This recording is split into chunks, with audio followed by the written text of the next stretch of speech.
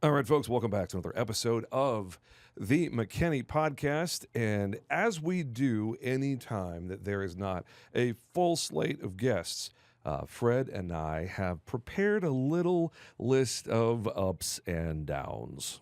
Fred, anything you want to kick off here before we jump into our list? Yeah, absolutely. Because this podcast is designed to celebrate, what makes McKinney truly unique by nature. And when we say unique, we mean unique in the good sense, not unique, odd, weird, or circus sideshow sort of Hannibal thing. Lecter unique. That's right. Yeah, none of that. And with that, though, we're also very real here in that we know that there's always room to learn, improve, and grow. Yep. And so, we're not doing up and down as an opportunity to, that's right, or just trash talk. That's not what this is about. This is just things that we observe in our community. And the best part is, James, for many of these things, we know that we can contact people. Mm-hmm. And the people will contact us, as has already happened multiple times with this Yes, podcast. absolutely. So when we have ups and downs, obviously we spend more time focusing on the ups because that's the fun part. But for the downs, we're not saying something just to complain about it. We're saying something as in hey, let's get better here, please. Can we improve on this? And this list here today, all three of them are something that can be improved on. That's right. And as you, our faithful audience, have tuned in, we want you to, drop a comment. Do you agree? Do you disagree? Because there are many times where, I'll find myself saying something and, my wife will be like, is that really something you need to worry about? Yeah. And I'll be like, but me. It's always about me. Why don't you chill about that, Fred? I can see Elizabeth cocking her hip to one side with her hand on her hip with that pursed lips look on her face going, dude, are you for real? That's right. Yeah, I can just see over her head, #really? Man, we need to have some ups and downs music, but I think for now it's probably just a little, what have we been doing here? Story time, mailbag, what are we doing? We're starting with up, is that right? We're going to start with up? Yes. Okay, here we go. All right, our first up.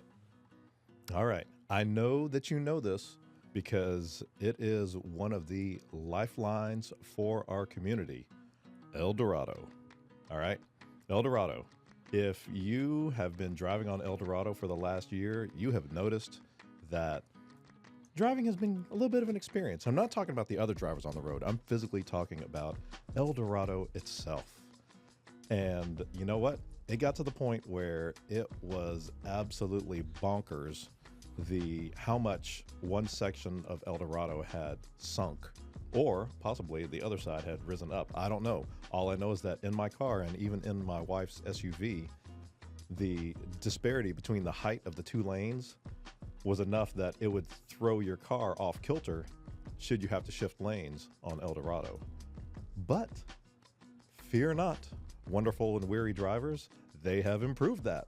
The other day, the road crews came through and they leveled out many of those areas. Thank you to the McKinney Streets Department. That's right. And the Public Works folks. We love the tireless work that you do with your bright yellow vests.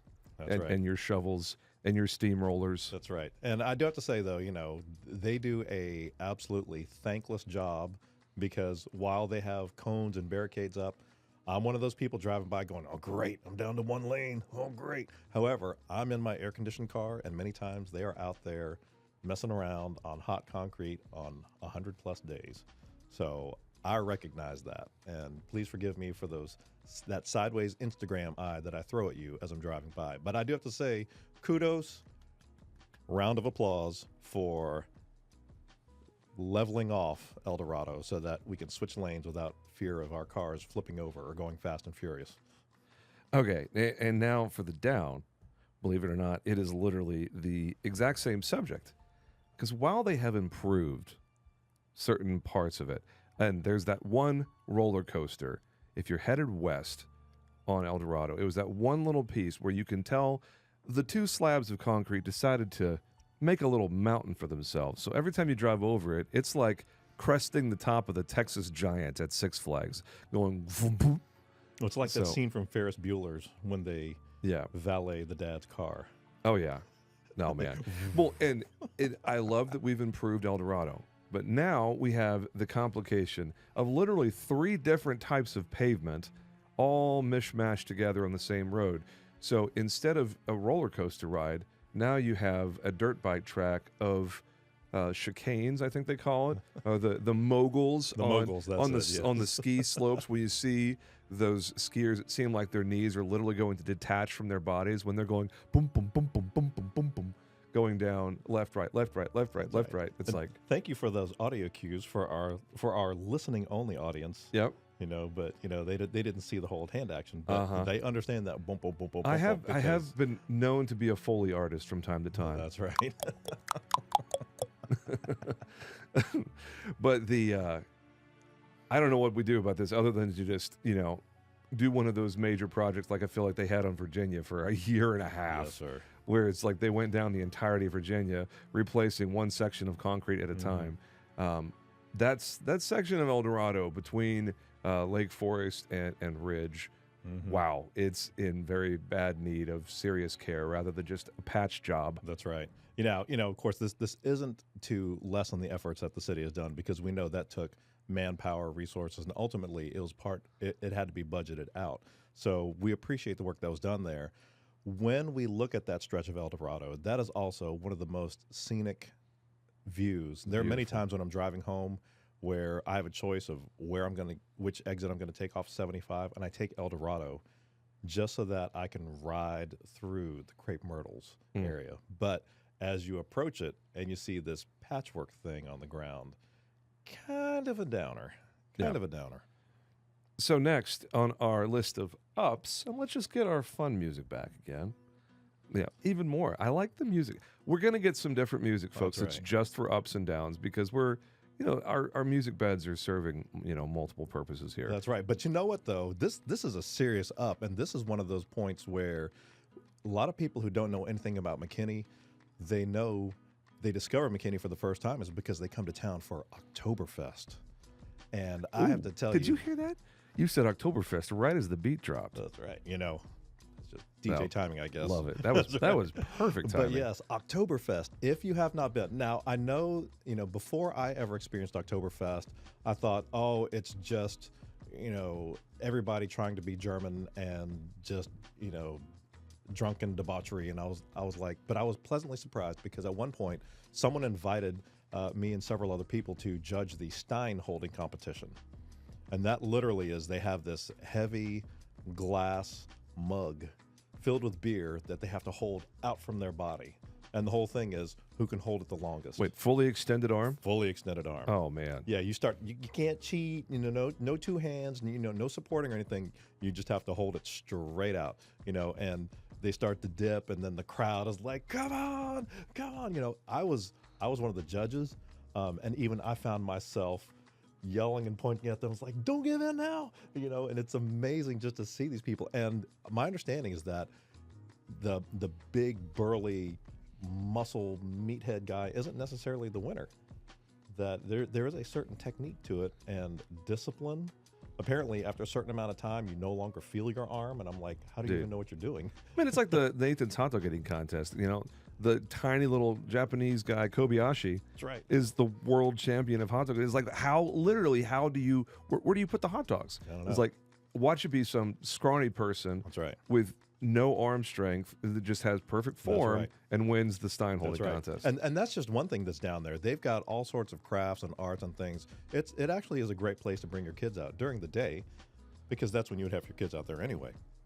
Now, for the more, let's say, party-minded folk, the ones who want to hang out a little bit later and have a great time with their friends, come on down to Oktoberfest. The nice thing is that, you park your car, or even better, just go ahead and get a ride-share service of some nature. That way, you don't have to worry about parking. And there's no issue with parking, because now we have the downtown trolley service. That's right. This is the first ever Oktoberfest. That's Dare I right. say, the first major downtown festival where the trolley has been active. So, second up, I know we already talked about the trolley. Big Right, time. let's bring it again. The trolley is enough to deserve a second up. That downtown trolley is Absolutely. clutch. That's right. If you're not on the side of downtown where the gigantic parking garage is off of Church Street, parking can still be a challenge because right. there's lots of side streets, there's some paid lots, and there's a lot of private parking where they will definitely tow you if you park in their space, as they have the right to as private landowners and business owners. But man, I cannot wait to see Oktoberfest. It is the last Saturday of September. I believe that is September 29th, if I remember correctly. Let me double check here myself. We're just going to check this in real time, folks.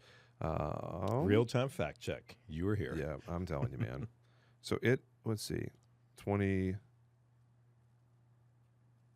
we go. Come on. 28th. Yeah, it is September the 28th. Downtown McKinney, literally the entirety of downtown McKinney. That's right. They block it off. So, and that's why I'm saying that, if you want to bring your family out, then definitely come on out. Because the thing about it is, when you go out there, you're going to be surprised how many of your friends, your neighbors are out there as well. And it is always fun to run into someone that you know down on the square. Always fun. Now, we've got a couple as we transition back to the downside of things. We got two downs back to back, and both of them are extremely frustrating. I don't know which one's worse. Probably the one we're about to talk about right now. Bring it, James.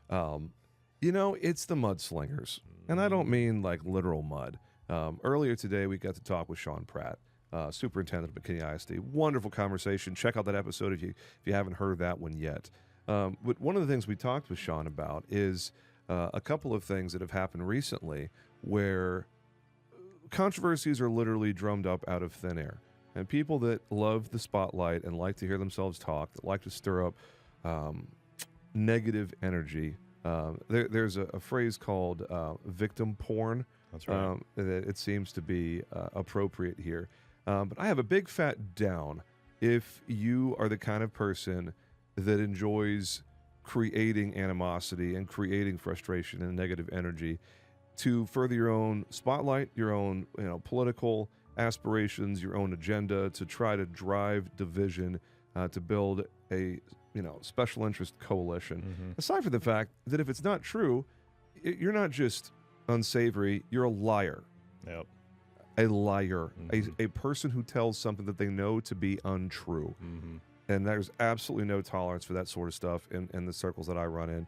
And, Sean cannot say what he probably wants to say to the people that are causing all kinds of problems, making up stories about boys being allowed in girls' locker rooms, and saying things that are completely not true about books being inappropriate, sexualized books being put in elementary libraries against the will of the parents, making up stories about gang violence at middle schools.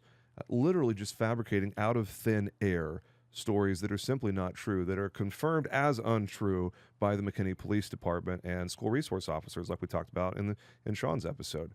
If you're a mudslinger, if you like the sound of your own voice and enjoy stirring up trouble and animosity and division, not for the sake of solving that division, but for some personal agenda, that's a big fat down, and you're not welcome here. I don't care if you like our words or not. If that's you, please don't listen to this podcast. And if you see me on the street, walk the other way. I don't have any interest in even communicating with people that have a pattern of self-interest muckraking. Yes. We don't cuss on this show, but I have lots of words saved for those people off the air. Yeah. And so, ultimately, there are concerns and then there are complaints. I see complaining as there's no answer unless everything just bends to my will. There are legitimate concerns. If you have a legitimate concern, then express it in a legitimate and appropriate way. Just going out somewhere and blasting somebody where they don't have a chance to defend themselves, or you're doing it and you're thinking, yeah, I'm going to get this. If the ultimate result is I get versus we get, or I rise above versus we rise above, or I prove myself the winner and y'all are the loser versus we win, that's just complaining. Got no room for that. That's a definite big old down. I'm right there with you that there are too many good things and too many people who are capable and willing and ready to address legitimate concerns. So if all you have is complaints, somewhere else. And I would be remiss if I didn't take this opportunity to follow up what you just said with That's one of the big reasons why this podcast even exists. That's right. Is to make sure the rank and file, average Joe, average Jill citizens of McKinney know exactly who to go talk to get a problem solved or to express their opinion on ideas that they have, on things that they think would make our city better, and then just celebrating what's great about our city. Hence these up and down episodes. But imagine if all we did was sit here and talk about things that annoyed us without any thought to how can we make this better. Would that not be a most miserable episode? That would be, that'd be like drinking decaf coffee. You're literally What's the drinking purpose? brown bean water. That's right. Or, actually, I was talking with somebody and they asked, I was listening in a conversation and someone said, hey man, I'm going to go get some coffee. And the other person said, no, I like tea. And the person who offered said, oh, sad brown water. Yeah, there you go. I really can't say too much about that because I do enjoy a glass of hot tea. I enjoy tea also, but yeah, sad brown water because coffee has all the Decaf coffee, I will talk smack about all day long. That's right. But tea, it's not brown water, it's tan water. It's golden sun-kissed beach-going water, if you will. Sad tan water. It doesn't bring anything. But I have no room to complain because I'm Filipino, growing up Filipino, like in the Filipino community, Sanka instant coffee is like ambrosia, so embraced. And I remember the first time I tried that, I was like, that'll be it. What is this? But that's another story. One day we'll have Filipino in McKinney. That'll be I'll have to run with that somewhere. Okay. All right. So moving on. So the last of our downs, we're saving the last that we want to talk about as an up because, man, it's a big up. The two wonderful people that we're going to celebrate, and we'll definitely have them on as a guest, maybe even next month. Who knows? I bet I could get him on. I'll bet. Maybe not her, but maybe both of them. I don't know. Depends. They have multiple things that they do. So yeah. Maybe actually maybe we can get the ladies with the other person. Yeah. That could be it. Yeah, absolutely. Okay. Okay. The two-headed monster there. They both right. have very different things they're involved in. That's right. That's a lot of foreshadowing, man. That's We right. better deliver. Yeah, but you know what, though? That's why you tune in. That's why you subscribe. And that's why you keep That's on right. listening and don't turn us off after, what is this, minute 18? Okay. That's right. Okay, so I saw something very strange when I was driving south on Custer Road. We were going to the Green Day concert, headed to Globe Life. As an aside, I look forward to not driving 45, 50 minutes to go to a concert once the Sunset Amphitheater opens over there off of 75. Really look forward to that. But anyways, we're still stuck driving 45, 50 minutes to get to a concert. And we're headed south on Custer, down there just south of McKinney Parkway.